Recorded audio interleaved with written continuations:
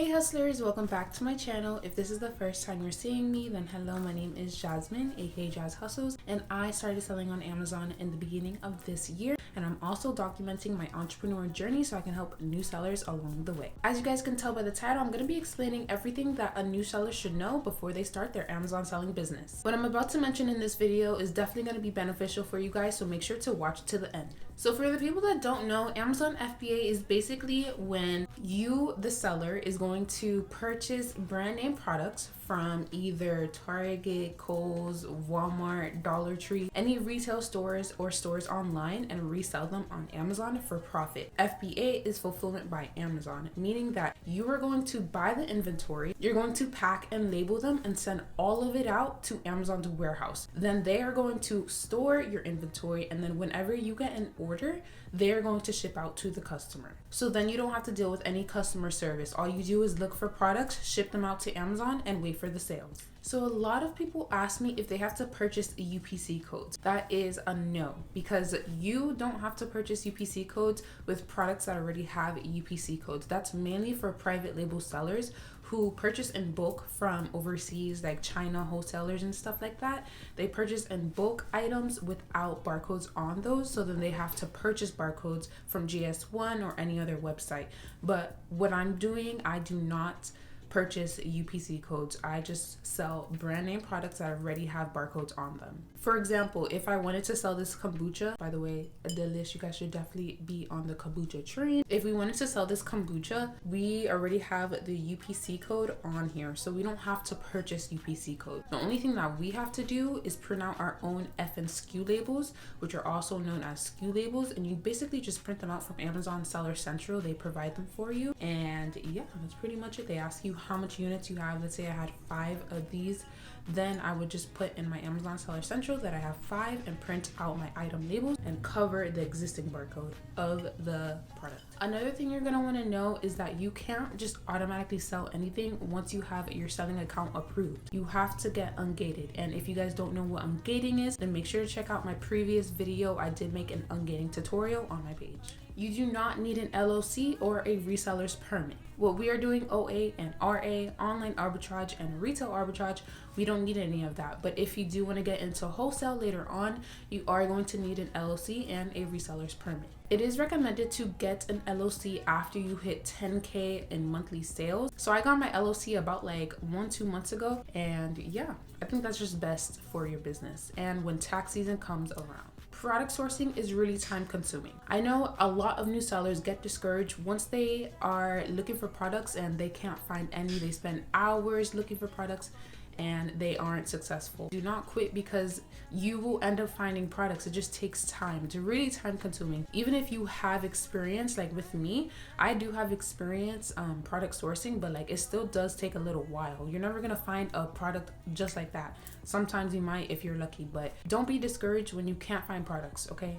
Please, guys, please. There is no minimum of units you can send to Amazon. For example, let's say you found one product. Let's say you found this kombucha and you only found one in stock and you just want to send it in. You can send in one product. I know a lot of people ask me, is there a minimum of how much you can send out? No, you can literally send one unit if you wanted to. It's not recommended because I usually like sending out multiple products in one shipment, so then I don't have to keep paying for shipping to Amazon, because remember, the seller does have to pay for shipping to Amazon. So I usually wait until I have a good amount of product that I can send in one box or 2 boxes, so then I can just ship it out right then and there.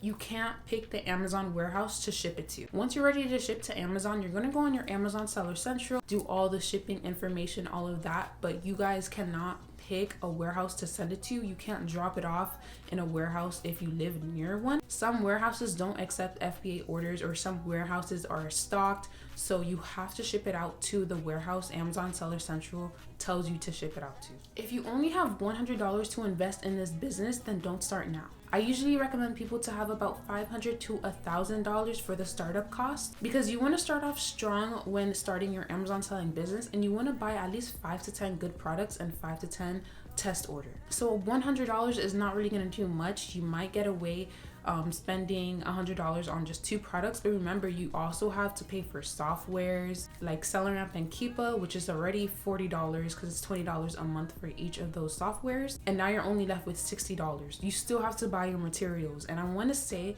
the materials, Amazon storefront, link in description, shameless plug. But I wouldn't say that the materials like all together is probably like $200-$300. So like there's no way you can start off with just $100. So if you only have $100, don't start yet. Start learning the business, but just save up. At least $500 is ideal.